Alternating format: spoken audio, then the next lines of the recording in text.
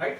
So this water is totally unavailable for plants for their growth, because plants require a lot of power, a lot of pressure has to be applied by the plant roots, right? So how much should be applied, how much pressure should be applied by the plant root? That is 30 to 80 m, and this question has already been asked in some state level examination, right? That what is the amount of suction pressure that is required by plant roots to you can say to utilize hygroscopic water. So that is 30 to 80 m. Clear? Okay. So this water is also known as unavailable water. Unavailable water. And this water, capillary water, so it is you can say responsible for the growth of plants. So whatever water the plant's roots are, you can say, absorbing from soil for their growth is actually the capillary water, and capillary water is also known as available water. Available water. And this gravity water, this is also not, you can say, responsible for the growth of plants, so this is also unavailable water. This is also known as gravity water or unavailable water. Unavailable water. So which water is responsible for the plant growth? That is the capillary water, right? That is also known as the available water. Clear? Now the fourth type of water is known as the structural water, right? So let me write it here, right? So let me use another marker. Let me write about what type of next water type is structured water. Structure water. Now what is the structure of water? So for example, let me take one soil particle. Let us say this is a soil particle.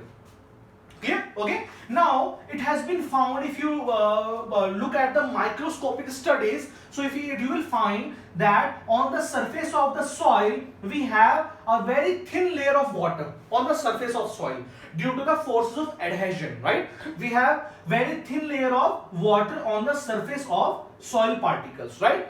Now to extract this extract this water, what needs to be done is that if you oven dry soil, at a very high temperature, very high means greater than 110 degrees Celsius, then what will happen? The structure of soil will break, and this water we can extract it by heating it at a very high temperature. So now this is the reason, if you remember in your geotechnical engineering portion, when you are doing your oven dry method process for the determination of water content, you are not increasing the temperature of oven greater than 110 degrees Celsius. This question has also been asked in the SSC JEE examination, that what is the maximum temperature for oven dry process, that is 110 degrees Celsius. But why we are not going beyond 110 degrees Celsius? Because the structural water, then it will get extracted, so it will give us erroneous results, right? Because actually we do not want the structural water, it does not play any role either in the plasticity or in any form, right? Only thing is that it is tightly bound with the soil particles, right? Okay, so that is why we are not increasing the temperature of oven beyond 110 degrees Celsius, right? So structure of water, this is the structure of water, H2O, right? It also gets broken, and the structure of soil, it also gets, you can say, distorted shape of the structure of soil is also there, right? If you increase the temperature to a very high temperature, right? So this is the structured water. But the most important is capillary water, because this water is available for plants. Clear? And that is also known as the available water. Simple, right? So now let's move forward. Now let's understand another term that is known as soil moisture tension, SMT, right? Now then I will be coming to this thing, that is the saturation capacity, field capacity, and permanent building point, right? So we have understood about the types of water, what are the different types of water, and which water is responsible for the growth of plants, that is capillary water, right? So now let's move to another, you can say, another point that is known as soil moisture tension, right? Soil moisture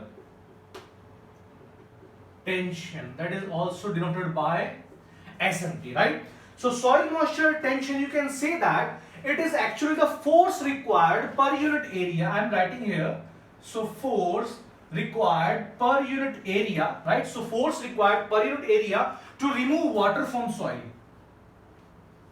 To remove water from soil, right? So it is actually the force required per unit area to remove water from soil. I already gave you an example, that hygroscopic water, right? So the hygroscopic water, the plant needs a lot of, you can say, SMT, soil moisture tension, a lot of force required per unit area. How much for the hygroscopic water? It is 30 to 80 m for hygroscopic water. For hygroscopic water, it is very high, that is around 30 to 80 m. Clear? Okay.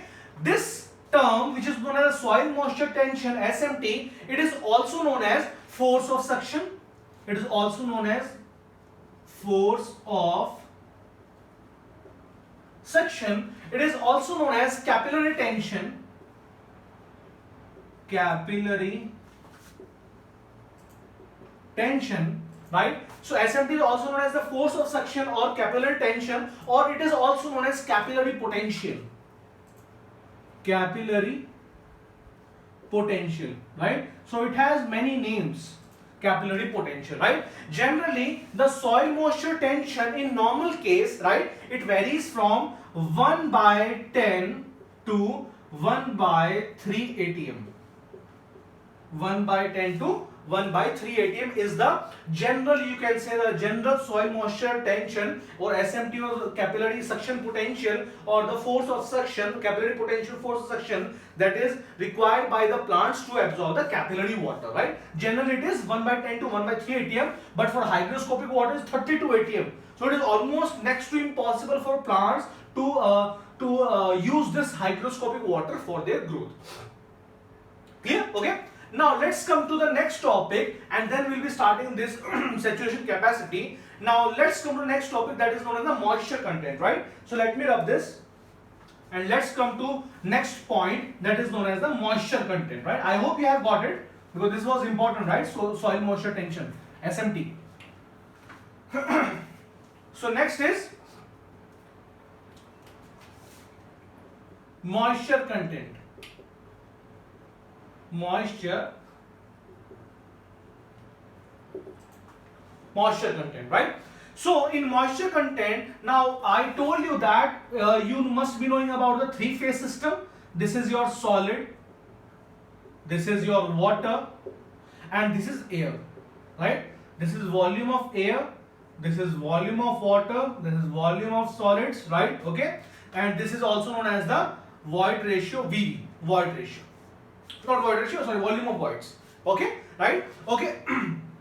So this is, you know about, right? Now what is happening is that if I completely, now again I am repeating, if I completely replace the air voids with volume of water, if I completely replace the air voids with volume of water, if I keep adding water, and all the air voids are completely filled by water, then this type of soil is known to have a, you can say, the soil has actually saturated.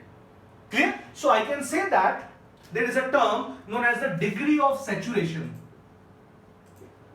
Degree of saturation.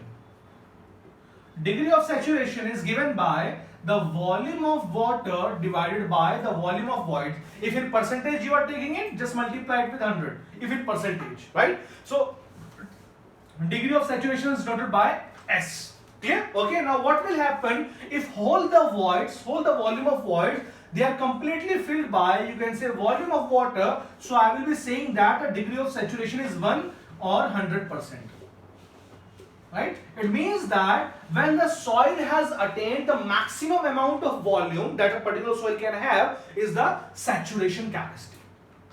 Clear? Okay. So I hope that you have understood about the saturation capacity. And when you have zero amount of water, in soil, let us say that I have one dried soil and even this water, it has escaped. And what will happen? Then these voids will be filled by volume of air. So I will say that if volume of water will be 0, then degree of saturation will be 0, and this is known as a dry soil. Dry soil. This is known as a saturated soil. Saturated soil. All these things you must have done in your geotechnical engineering portion also, right? So S is equals to 1 and S is equals to 0. Now let's come to the field capacity. Okay, we have understood the saturation capacity, right? So this is the maximum amount of water that a soil can actually have, right? That is the known as the saturation capacity, right? Now let us understand about the field capacity. Now let us let me remove this. Let me rub this, right? Now let us understand what is field capacity.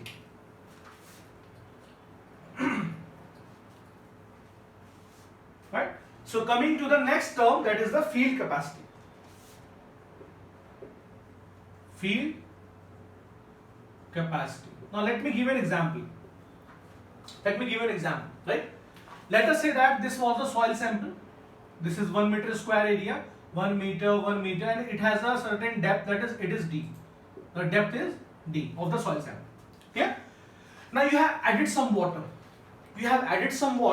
And initially this soil sample, it was confined in a particular space. It is, let us say, a metallic box. It is, right? It has the soil sample has been confined, and you keep on adding water until this is your outlet, right? Until some water comes out, right? So you keep adding water, right? Okay. Now the water which you have added to that particular soil sample after all the air voids have been excluded or taken out is known as the saturation capacity. But what will happen if this, you can say, the soil sample, it was not confined? What would happen? Let me tell you. Let us say that if you add some water in an unconfined soil sample, right? If you add some water in an unconfined soil sample, I told you that some water will come out. Right? Let us say that you have added, let us say, 5 meter cube of volume of water, right? So some water will come out. Let us say that 2 meter cube has come out, and this is known as the gravity water. I have already told you. Now how much water is left inside it? So inside it has 5 minus 3, right? That is 2 meter cube, 5 minus 2, right? 5 minus 2, that is 3 meter cube of water, or volume of water is still inside the, you can say, soil sample, and this is an unconfined soil sample, right? That is not bound by any metallic or any surface, right? So this volume of water, it will be known as the field capacity.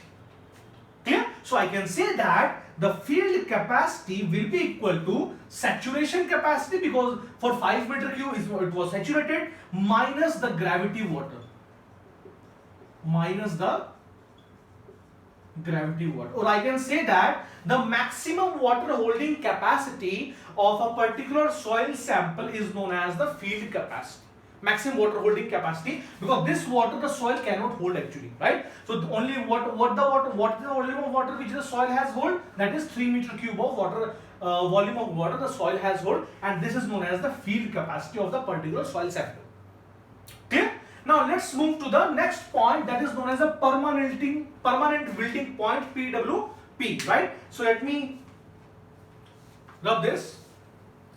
So I hope that you have got about what is field capacity, right? And types of water I have already told you. Now let us come to the permanent wilting point, PWP, right? So permanent wilting point. Okay. Now let me give an example. Okay. Let us say that initially you had plants on a particular agricultural land. So they were easily, the roots of the plants could easily extract water from soil, right? Okay, simple. Now what will happen during summer days? Now during summer days the moisture content will slowly decrease. Clear? Now if the moisture content will decrease, the plants will find it very hard to absorb water or to extract water from, you can say, from soil, right? There will be one point in the moisture content, there will be one point that beyond which the plants will not be able to extract water from soil, and the plants, what will happen? They will start dying. So you can see just by the appearance of the plants that they have turned yellow, or your crops have turned yellow. Now what you will do is that then you will irrigate the particular land. Now you have understood that, okay, the plants are not able to extract water from soil. Now it's time to irrigate the land. Clear? Now that amount of the least amount of water that the plants can extract from soil is known as the permanent wilting point, right? PWP. So I can write it like this. the least amount of water. So saturation capacity is the upper point and permanent melting point is the lower point. Simple, right? So I can write it there that saturation capacity is the upper point. This is the upper point and this is the lowest point. This is the lowest point. So I can say that the permanent melting point is the least amount of water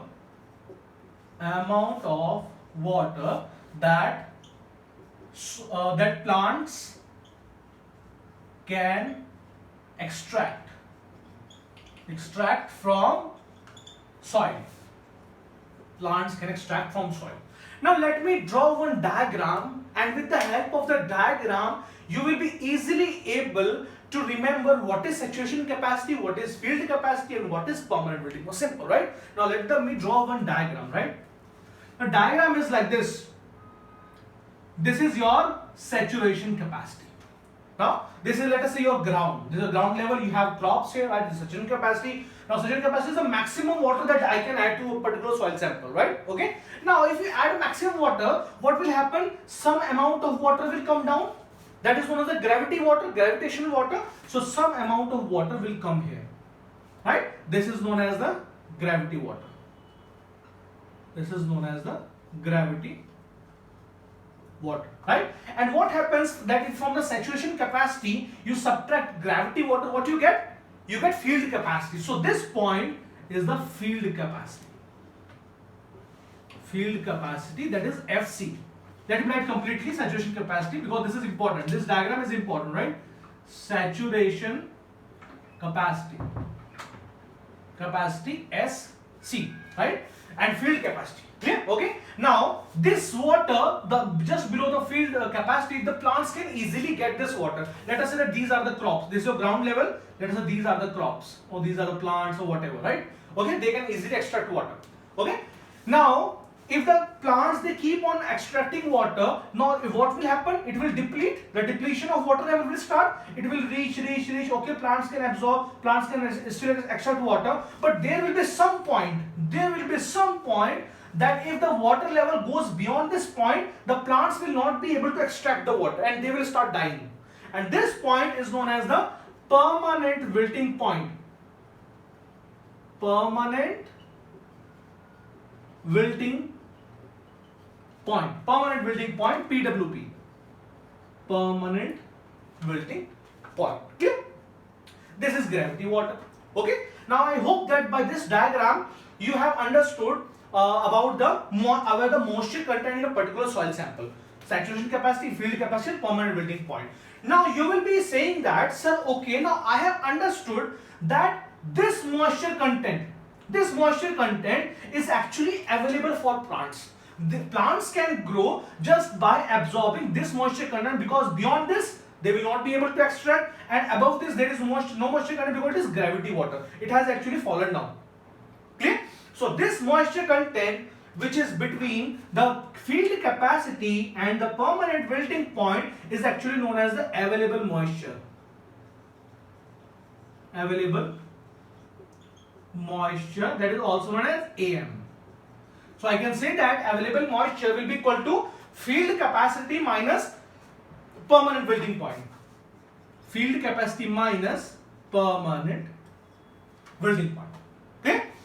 There is another term that is known as the readily available moisture. Let me write it here. Another term known as the, so we have understood available moisture. Available moisture we have understood. Right? There is another term known as the readily available moisture. Readily available moisture. So that is actually easily available to plants, right? Even if the water level reaches just near to the permanent wilting point, still the plants will be able to extract the water, but with a greater difficulty. So there is a level that without any difficulty the plant can absorb water, right? And that level is actually known as the readily available moisture. So this is the readily available moisture, readily available moisture, RAM, right? Readily available moisture. So this level is the readily available moisture. Now the question is, sir, so what is the actually the value? What is the actually the value of this? So it has been found that just by the experiments also that the readily available moisture, is almost 75% of the available moisture. Almost to 75% of the available moisture, right? So now what is the, you can say, significance of readily available moisture? So what we do is that whenever the water content, again I am repeating, whenever the water content it falls below readily available moisture, we irrigate the land. We do not wait for the permanent wilting point, because once it has reached the permanent wilting point, the plant has actually dead. The plant is dead. It is not able to extract water. So what we do is that once the water content it is just below the readily available moisture, we irrigate the land. Clear? Okay. Now let me give you, let me draw, you can say, one graph, right? So one graph you will be able to understand. That graph is about the frequency of irrigation, right? So the graph is about the frequency of irrigation. Let me rub this, right?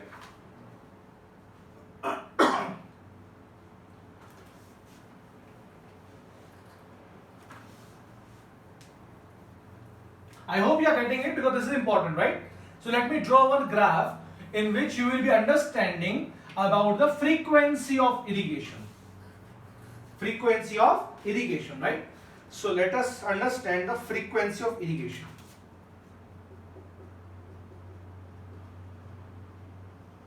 Frequency of irrigation. Now graph, on the y-axis I have the moisture content. Moisture content. On the x-axis I have time in days. Clear? Moisture content can be percent or whatever, but generally percent, right? So this is the saturation capacity. This is the field capacity, and this is the permanent wilting point. And here we have the readily available moisture. Readily available moisture. Clear? Okay. So this is the readily available moisture. Clear? Okay. Now what is happening is that let us say that initially at t is equals to 0, the plant was at the field capacity. For example, let us say it has the maximum moisture content, it is at the field capacity, because this is not actually available to plants. This is gravity water, right? This is gravity water. This is available water up to here to here, available water, and up to here to here, that is readily available water or readily available moisture. Clear? Okay. Now what will happen as the time will pass, if you are not irrigating land, what will happen? The moisture content will slowly, let me like this, it will slowly decrease. Now once it has reached the RAM, that is the readily available moisture level, what you do? You irrigate the land. So once you irrigate the land, it will directly go up. The moisture content will directly go up. Clear? Now the question is, sir, why it is going straight up, why it is not going like this? Because we are talking about days. So once you have irrigated a land in a particular day, let us say it is a 4th of June, 5th of June, whatever. So in that particular day you irrigate the land, and on the same day it goes up. Clear? But it is a time taking process. 1 day, 2 day, 3 day, 4 day, 5 day, and so on. Clear? Now it has reached here. What will happen again? Now you have stopped irrigation because the plants are getting the water to their full capacity. Now after some time, what will happen? 1 day, 2 days, 3 days, it will again start depleting. And once again they reach the ready level moisture content level, you again irrigate the land, right? So it will again go up. And so on. And so on. And so on. Right? So this is the graph between the frequency of irrigation. It means that this time period, let us say it is TF. So this TF is known as the frequency of irrigation. That is means after TF days you have to irrigate the land, right? So TF is known as the frequency time. Frequency time is the TF. Clear? Okay. So I hope that you have understood all these topics, the saturation capacity, the field capacity, the permanent wilting point, the frequency of irrigation, all these topics you have understood very well, right? So now it's time to implement the concepts and it's time to solve a few numerical based on this topic. So next video, what I'll be doing is that we'll be solving some numericals based on these concepts. Thank you.